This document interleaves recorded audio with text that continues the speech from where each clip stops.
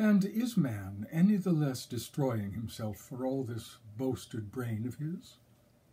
Have you walked up and down upon the earth lately? I have. And I have examined man's wonderful inventions, and I tell you that in the arts of life, man produces nothing, but in the arts of death, he outdoes nature herself, and with his chemistry and machinery produces all the slaughter of plague, pestilence, and famine. The peasant I tempt today eats and drinks what was eaten and drunk 10,000 years ago, and the house he lives in is altered less in 1,000 centuries than the fashion of a lady's bonnet in a score of weeks. But when he goes out to slay, he carries with him a marvel of mechanism that unleashes at the touch of a finger all the hidden molecular energies, and leaves the javelin, the arrow, and the blowpipe of his fathers far behind. In the arts of peace, man is a bungler. I know his cotton factories and the like, with the machinery that a greedy dog could have invented if he wanted money instead of food. I have seen his clumsy typewriters and bungling locomotives and tedious bicycles. They are toys compared to the Maxim gun and the submarine torpedo boat. There is nothing in man's industrial machinery but his greed and sloth. His heart lies in his weapons. And this marvelous force of life of which you boast is a force of death. Man measures his strength by his destructiveness. What is his religion? An excuse for hating me. What is his law? An excuse for hanging you. What is his morality? Gentility. An excuse for consuming instead of producing. What is his art? An excuse for gloating over pictures of slaughter. What are his politics? Either the worship of a despot because a despot can kill, or parliamentary cockfighting. I lately visited a certain celebrated legislature and heard the pot lecturing the kettle for its blackness, and ministers answering questions. When I left, I chalked up on the door the old nursery saying, "Ask no questions, and you will be told no lies." I bought a sixpenny family magazine and found it full of pictures of young men shooting and stabbing one another. I saw a man die. He was a London bricklayer's labourer, and he had 7 children. He left £17 club money, and his wife spent it all on the funeral. She went to the workhouse with the children next day. She wouldn't spend 7p on the children's schooling. The law had to force her to let them be taught gratuitously. But on death, she spent all she had.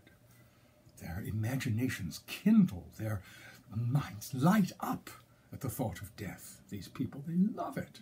The more horrible, the more they enjoy it. Hell is something far above their comprehension.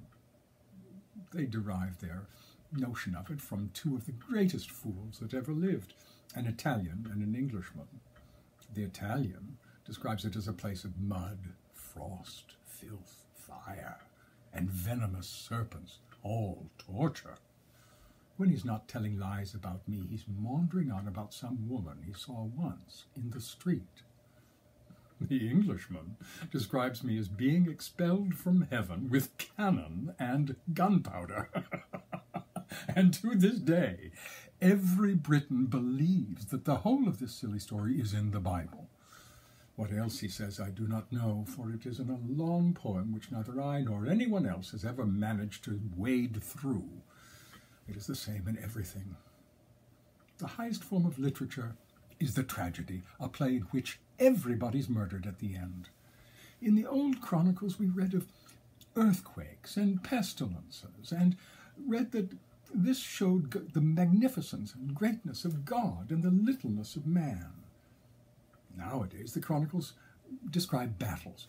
A battle consists of 2 bodies of men shooting at each other with bullets and exploding shells until one of the body runs away, when the rest pursue the fugitives on horseback, cutting them to pieces as they fly. And this, the chronicles tell us, show us the power and majesty of empires, and the littleness of the vanquished. Over battles such as this, the people run through the streets yelling with delight and egg their governments on to spend millions more in the slaughter, while the strongest ministers dare not spend a penny to the pound against the poverty and pestilence through which they themselves daily walk. I could give you 1,000 instances, but it all comes to the same thing.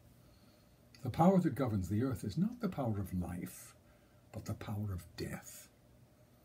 And the hidden need that nerved life to the effort of organizing itself into the human being is not the need for a higher form of life, but for a more efficient engine of destruction.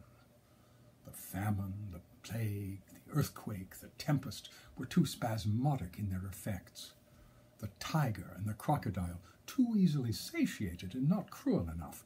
Something more constantly, more ruthlessly, more ingeniously destructive was needed, and that something was man, the inventor of the stake, the rack, the gallows, the electrocutor, of the sword and gun, above all, of justice, duty, patriotism, and all the other isms by which even those who are clever enough to be humanely disposed are persuaded to become the most destructive of the destroyers.